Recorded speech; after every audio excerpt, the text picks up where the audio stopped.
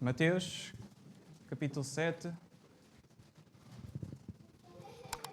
versículo 21 a 28. E diz o seguinte, a palavra do nosso Deus: Nem todo o que me diz Senhor, Senhor, entrará no reino dos céus, mas aquele que faz a vontade do meu Pai que está nos céus.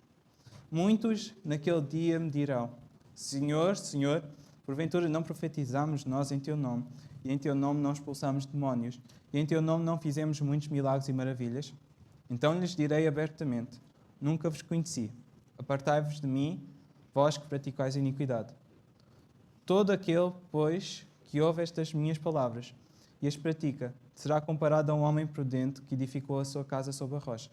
E caiu a chuva, e transbordaram rios, e sopraram ventos, e deram com ímpeto contra aquela casa, que não caiu, porque fora edificada sobre a rocha. E todo o que ouve estas minhas palavras e não as pratica, será comparado a um homem insensato, que edificou a sua casa sobre a areia, e caiu as chuvas, e transbordaram rios, e sopraram ventos, e deram com ímpeto contra aquela casa, e ela desabou, sendo grande a sua ruína. Quando Jesus acabou de proferir estas palavras, estavam as multidões maravilhadas da sua doutrina, porque ensinava como quem tem autoridade e não como os escribas. Tenham a bondade de sentar.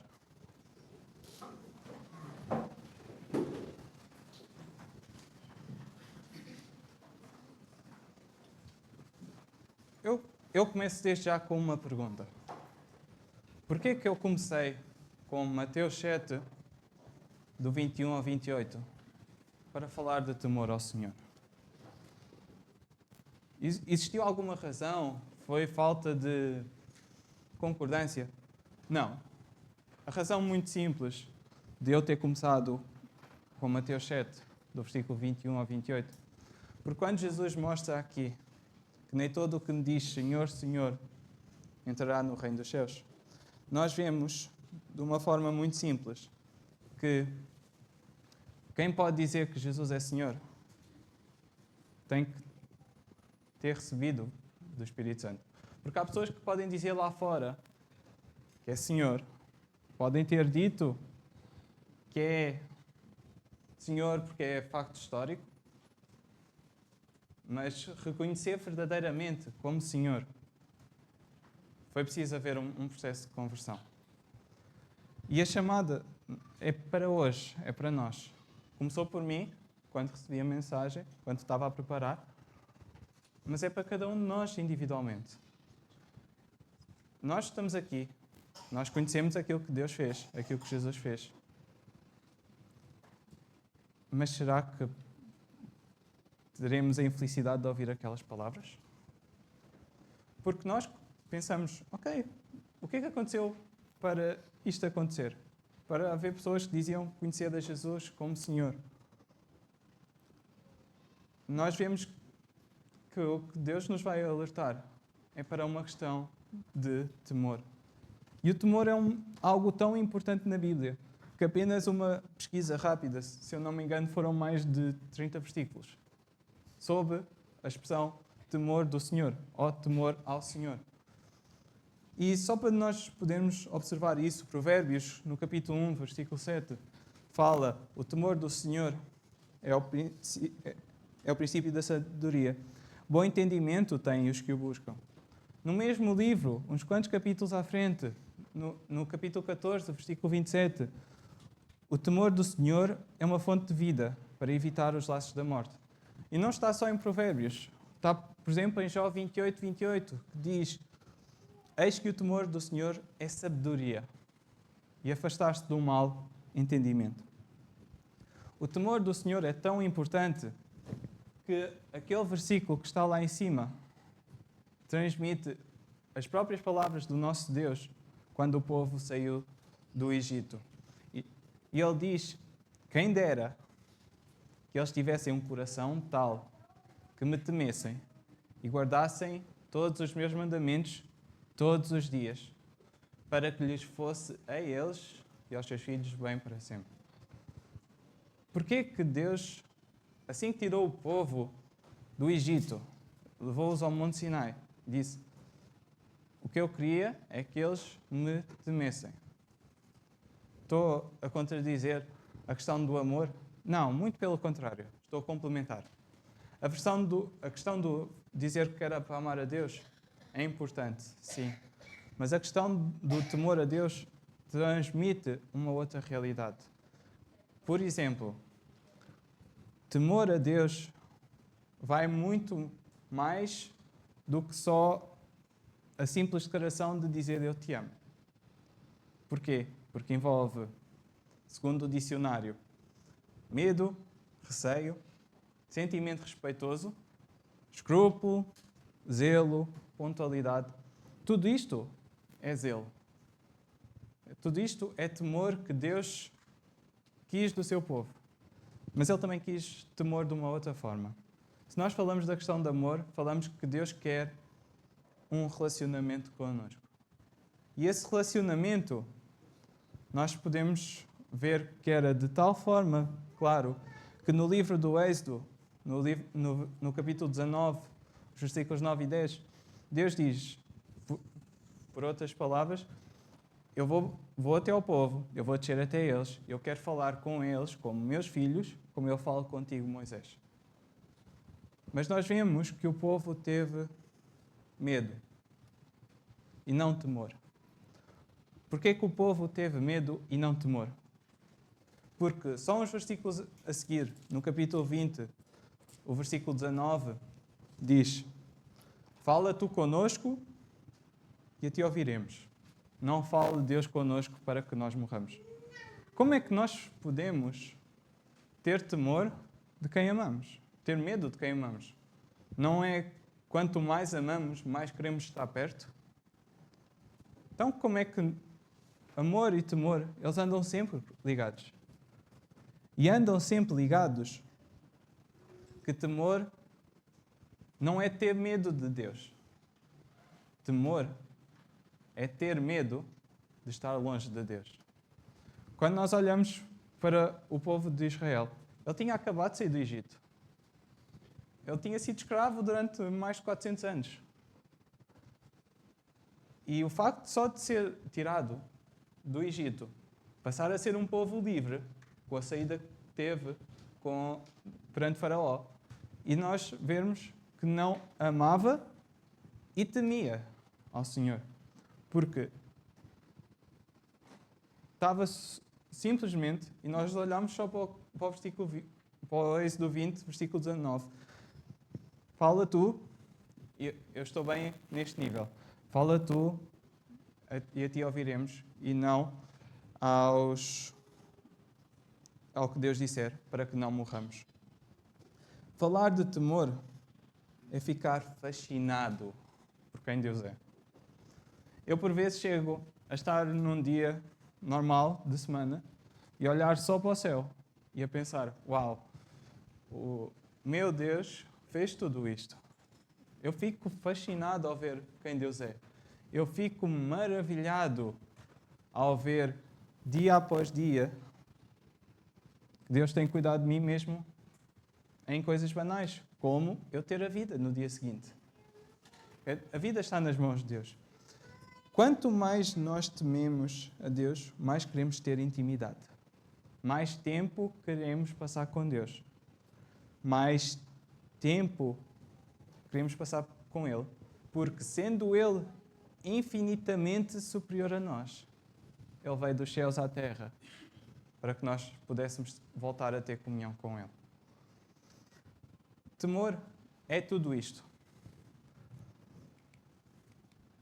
Mas tem coisas que nós, por vezes, misturamos no conceito de eu temo ao Senhor, mas que não são temor a Deus. E eu vou só dar alguns exemplos. Não estou a julgar ninguém, são apenas alguns exemplos que eu parando para pensar e olhando para partes das Escrituras, eu não consigo ver isto como categoria de temor a Deus. E a primeira é muito simples, que é quando nós dizemos já não tenho tempo ou idade para trabalhar no serviço do reino. E a minha primeira questão que me vem à mente é: que idade tinha Noé quando construiu a arca? Que idade tinha Abraão quando foi chamado? Que idade tinha Moisés quando escreveu o Pentateuco e tirou o povo do Egito? Noé tinha 600 anos quando terminou de construir a arca. Abraão tinha 75 quando foi chamado. Moisés tinha 80 e guiou o povo no deserto por 40 anos. Ou seja, morreu com 120. E a própria Escritura diz: nunca perdeu as forças, nem se escureceu os olhos, nem nunca perdeu o vigor. Ou seja, olhando para as duas, eu não consigo conciliar. Dizer, o meu tempo para trabalhar a Deus já terminou.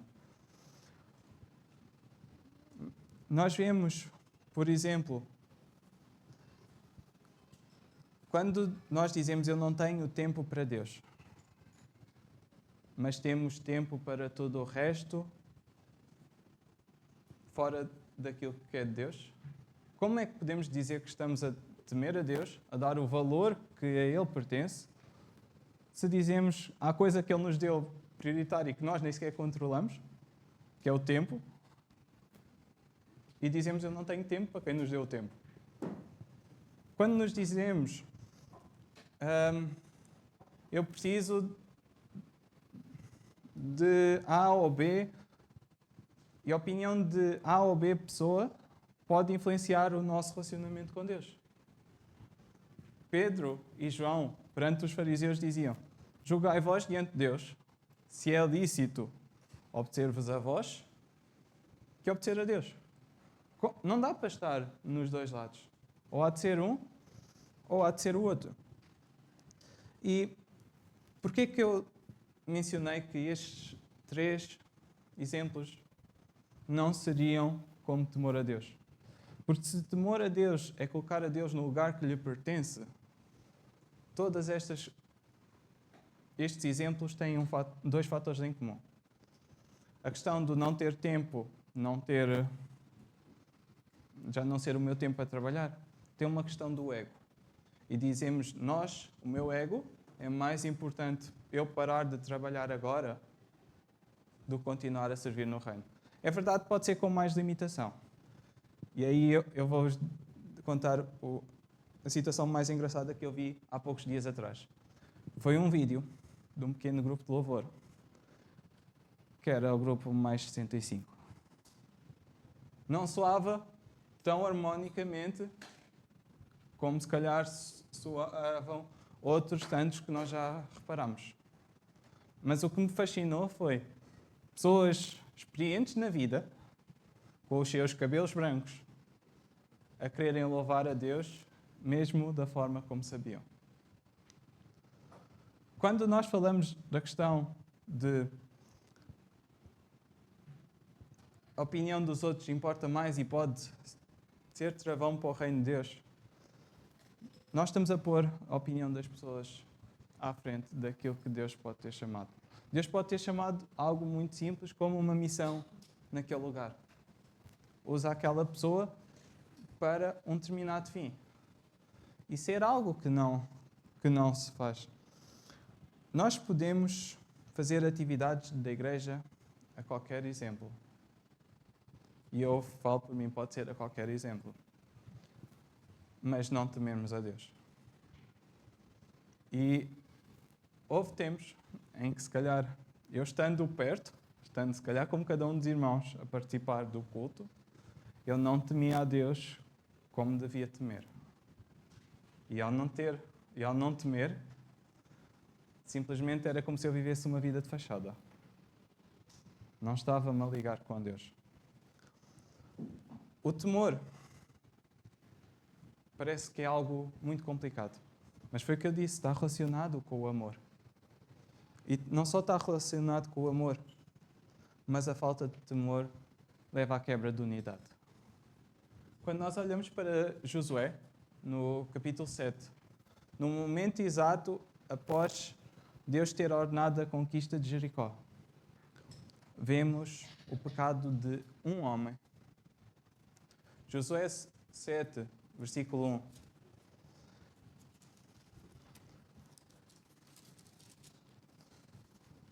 Josué 7, versículo 1, fala da história por causa do pecado de um homem.